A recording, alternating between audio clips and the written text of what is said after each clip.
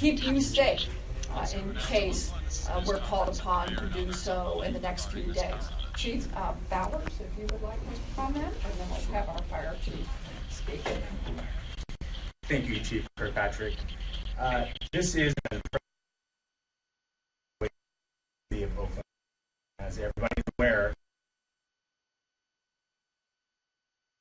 I cannot say enough operations that we are in this together. And we take this situation serious.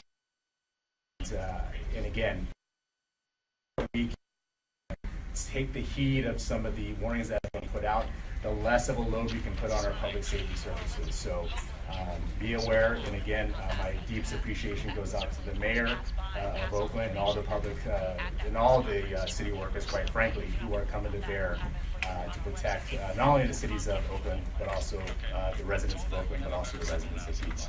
Thank you.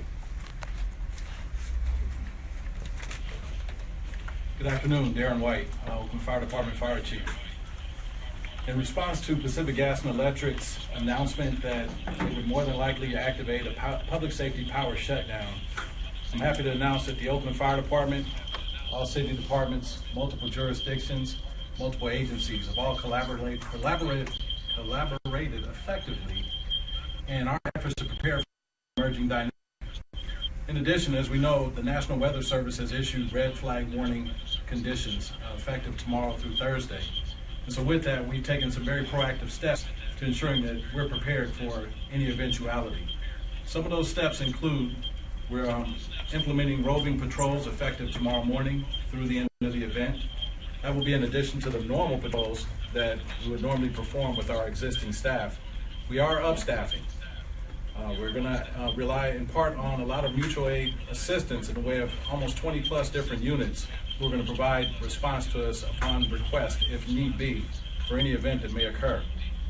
We've also made a request through the California Office of Emergency Services for pre-positioned units. That consists of usually several apparatus that are able to come and deploy immediately in the event you have a dynamic situation that's requiring immediate response for an emergency of wildland nature and origin. Additionally, we've secured and are in ongoing discussions right now with our transport agencies about increasing units that can actually work for both emergency and non-emergency transport purposes.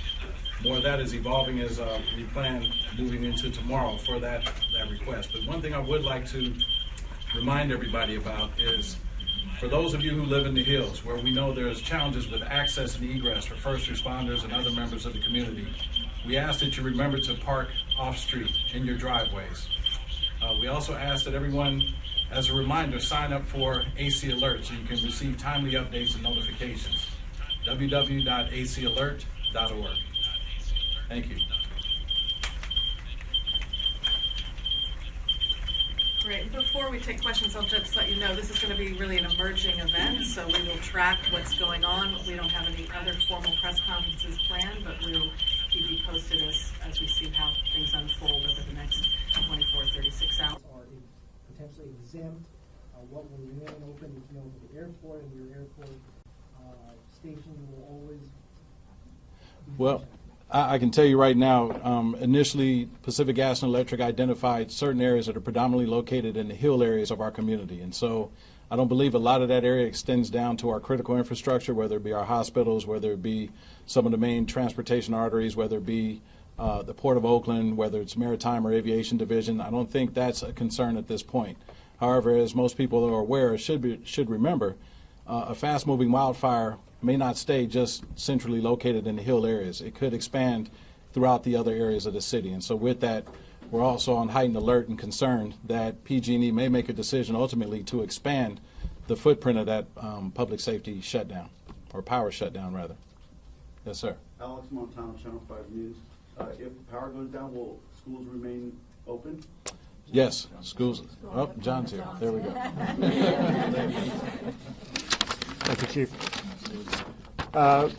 If the power goes down, John Sasaki, Communications Director at Oakland Unified School District. I've got a list of schools that we have potentially affected by what is going on here. There are a total of 12 schools that we're talking about.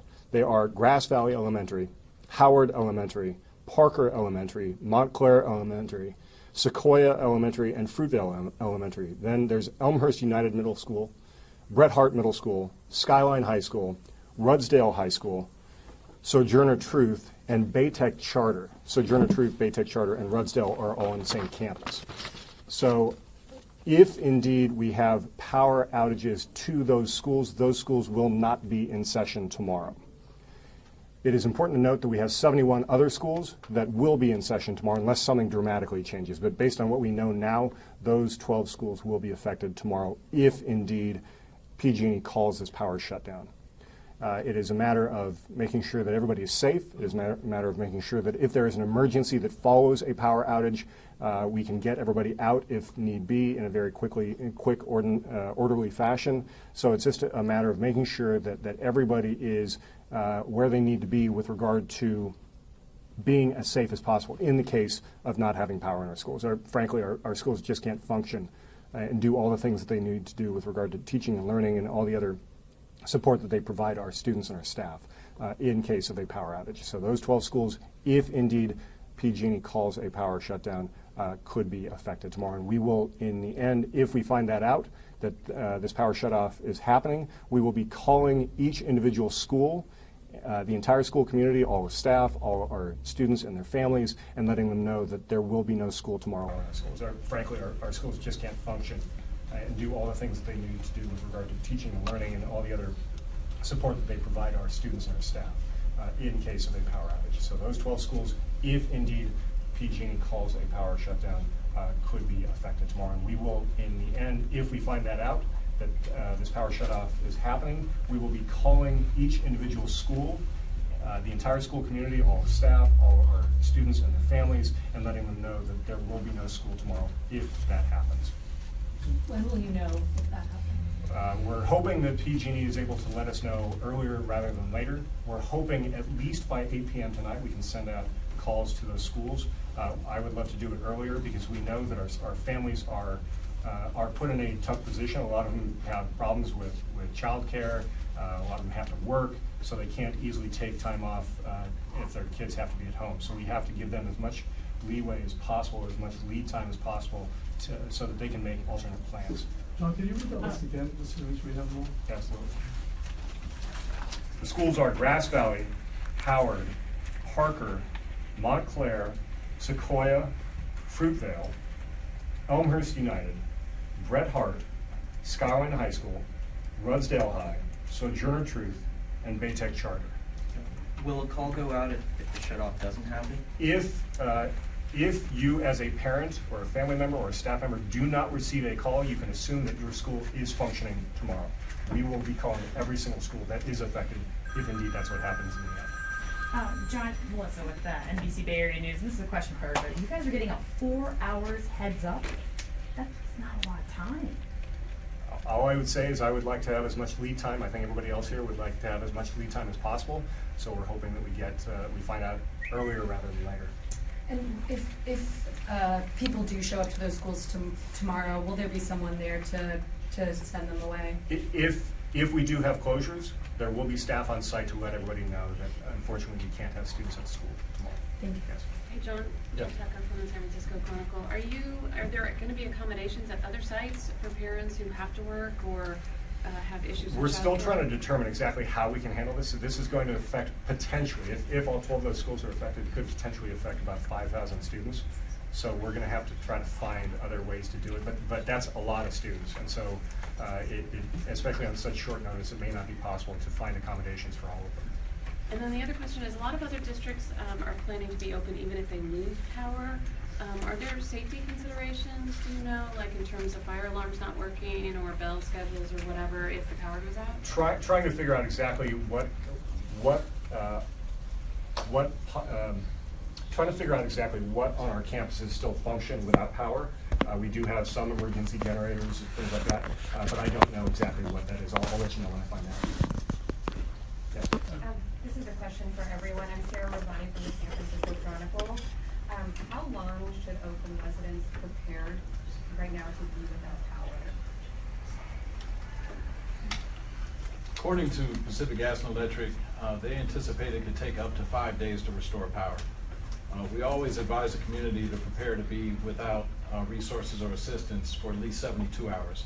So in this particular case, I would say the back end of what PG&E is recommended, but there's a possibility they could restore power sooner. And I believe that really depends on how quickly they can get out and inspect lines and ensure that they can re-energize those lines once de-energized. Jeff Shelburne with the Bay State News for the chief or anyone else who knows.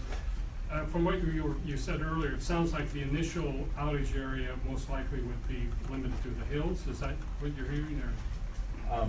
Well, yes, based on the initial information we received, it's predominantly located in our threat zone areas.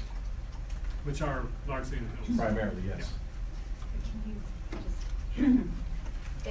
If people want to see whether or not their actual address is impacted, there is a tool on PG&E's website, pge.com, where you can enter your own address.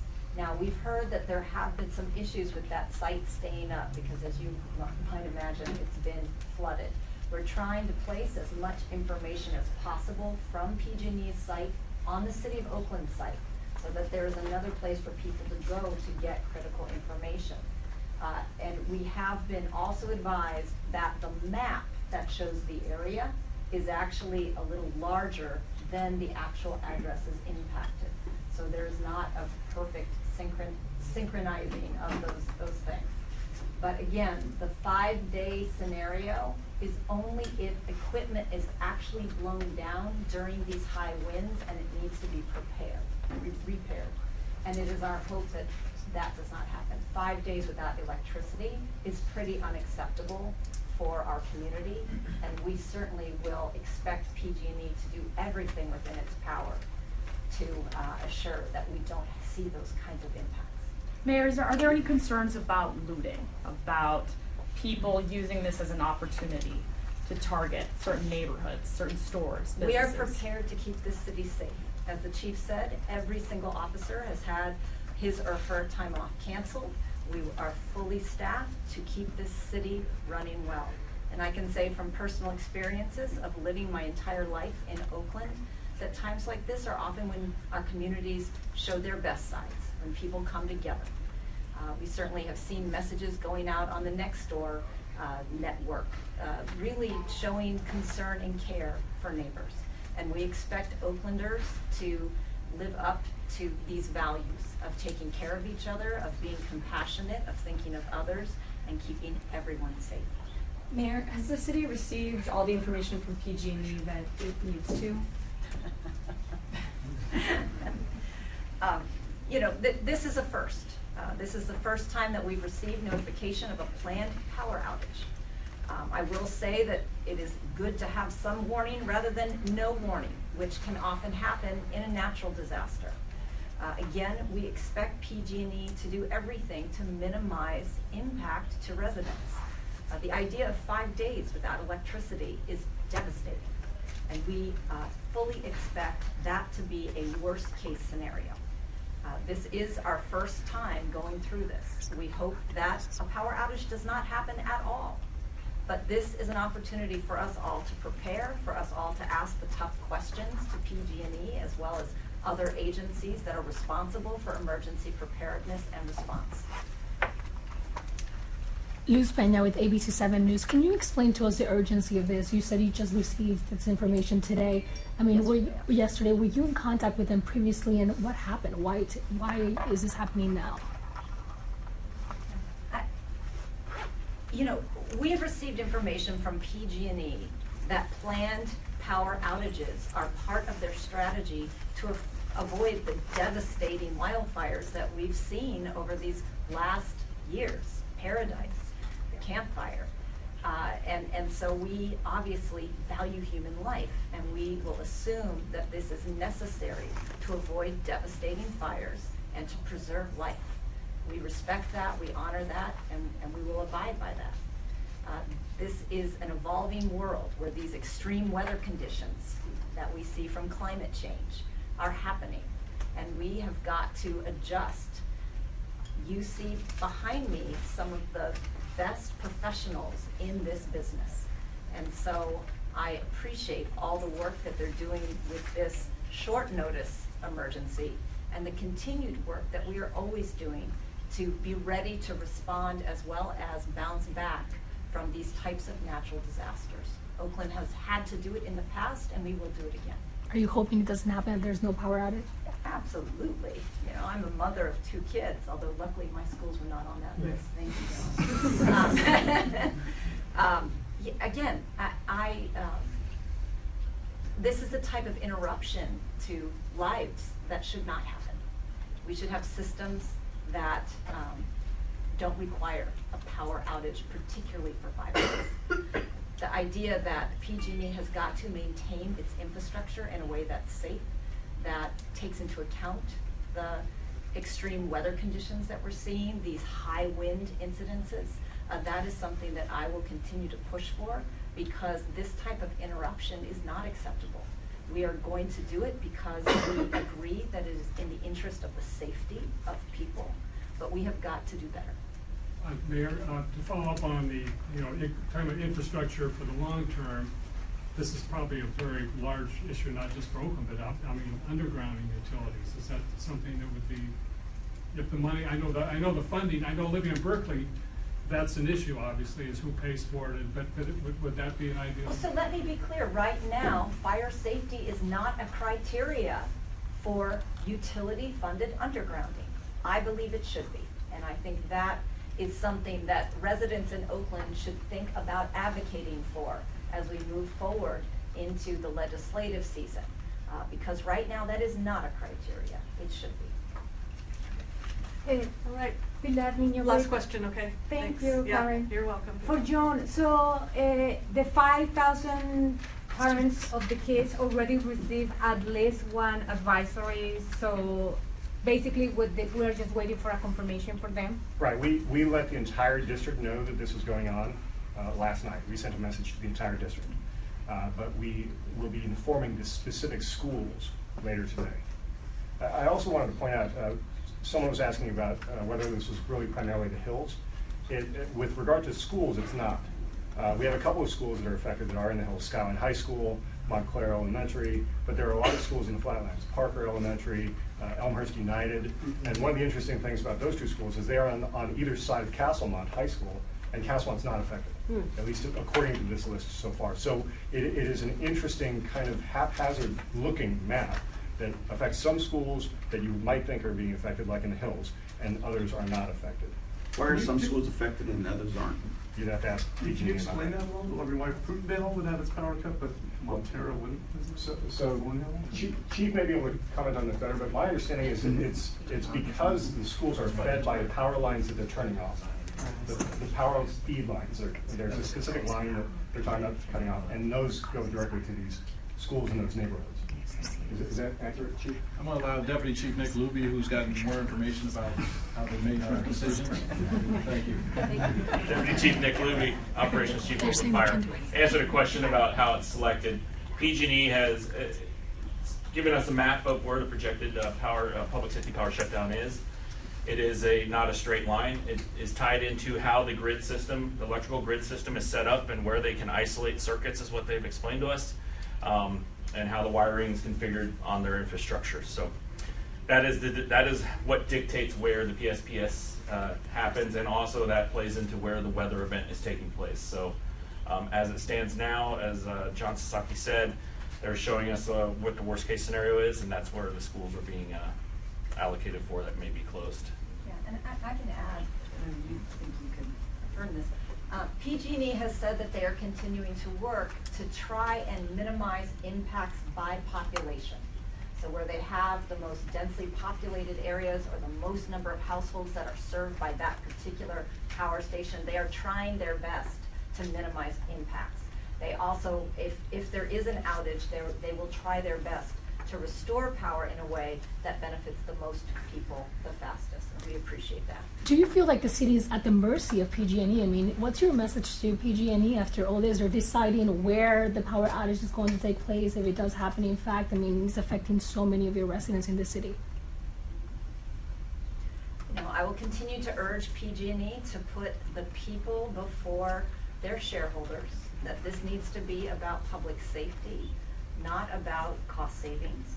Again, that is the message they have given us, but we should continue to hold them to that they are protecting their infrastructure, they are updating it, they are maintaining it properly, so that this type of unacceptable interruption to people's lives does not have to happen.